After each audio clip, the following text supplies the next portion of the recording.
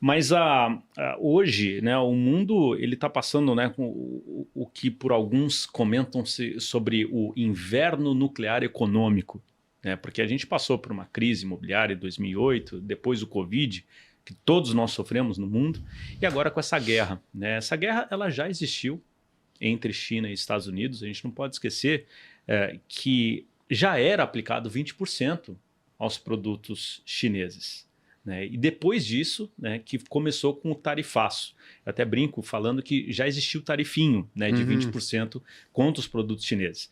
Para começar, qual que é o tamanho dessa bagunça, né, para a gente ter uma dimensão? Primeiro, relação China-Estados Unidos. Em 2024 foram de 688 bilhões de dólares.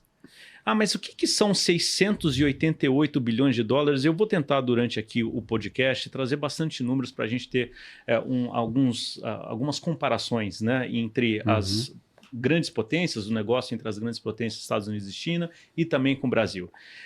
Então, China e Estados Unidos, 688 bilhões. Brasil e China, em 2023, foi de 157,5 bilhões de dólares. Isso eu estou falando sempre importação e exportação, balança comercial. Brasil e Estados Unidos, em 2023, foi de 75 e depois em 2024 foram de 81 bilhões de dólares. O que eu quero dizer com tudo isso? Vamos arredondar. China e Estados Unidos, quase 700.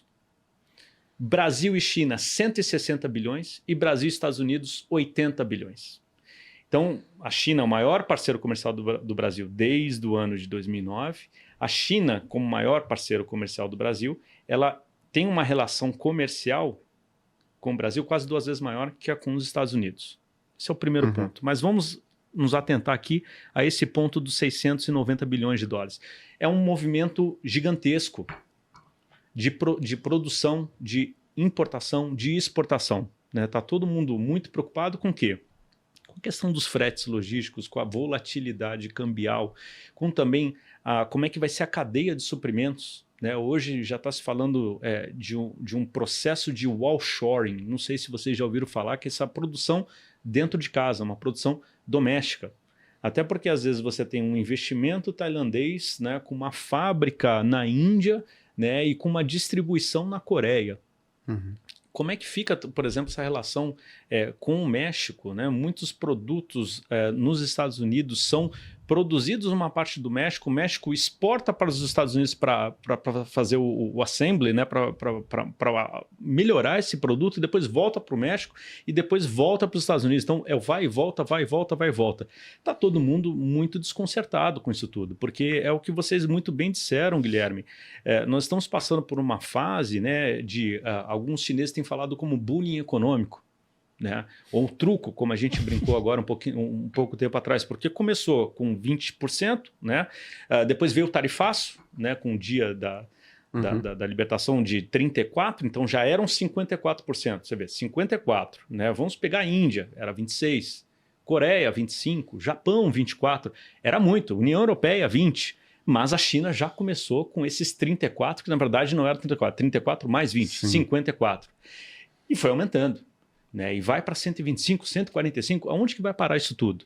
A gente não pode desconsiderar, sob o meu ponto de vista, a habilidade do presidente Donald Trump na negociação. Ele é um empresário de sucesso, né, já foi presidente de uma grande potência, os Estados Unidos, né, está no segundo mandato. Então, na minha visão, eu acredito que os Estados Unidos esteja indiretamente forçando a China para se sentar à mesa e conversar e negociar uma nova condição econômica. Certo. Só que é importante a gente dizer que, ao mesmo tempo que tem essa força do Trump em relação à implementação dessas taxas, falando que os Estados Unidos sofreram, né, por muitos anos, pagando o preço por outros países, a gente tem uma economia chinesa, né, vamos lembrar que a China ela foi fundada em 1949, né, não tem 100 anos. Essa economia chinesa pujante, com um presidente, né, o Xi Jinping, que tem como principal aspecto o quê? O respeito às instituições, o resgate do multilateralismo o interesse em fazer a reforma da governança global, né? E a necessidade de desenvolver diversos acordos, sejam eles bilaterais ou multilaterais.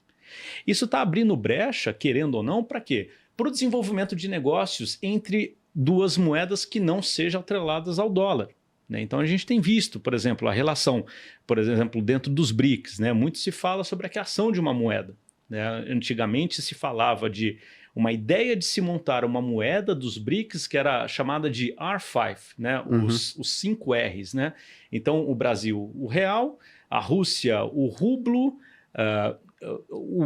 a Índia, os rupees, a China, o renminbi, né, o renminbi, que a tradução é moeda do povo, ou yuan, como a gente fala informalmente, e, por fim, a África do Sul, né, com o rand. Né? Então, era falado sobre a questão da criação dessa moeda chamada 5Rs, que acabou, depois foi descartado depois que outros países entraram, como, por exemplo, o Irã, né, a Etiópia. Né? Então, é esse movimento que caiu por terra. Mas há um interesse. Eu não acredito que seja isso a curto prazo. Mas que vai acontecer no momento, vai.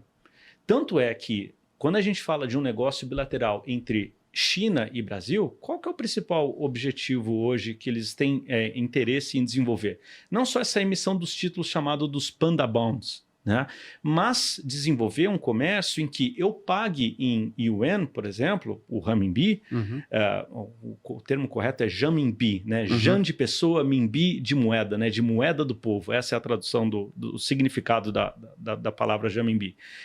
É fazer esse movimento sem que haja o quê? A triangulação com dólar. Então, eu brasileiro, eu sou um importador de um produto chinês, então eu troco a minha moeda para o dólar e do dólar vai para a moeda chinesa. Não, o Brasil e China querem desenvolver esse relacionamento bilateral através do uso dessas duas únicas moedas, as moedas locais. E a gente tem visto que a China tem fomentado muito isso. Legal. Né?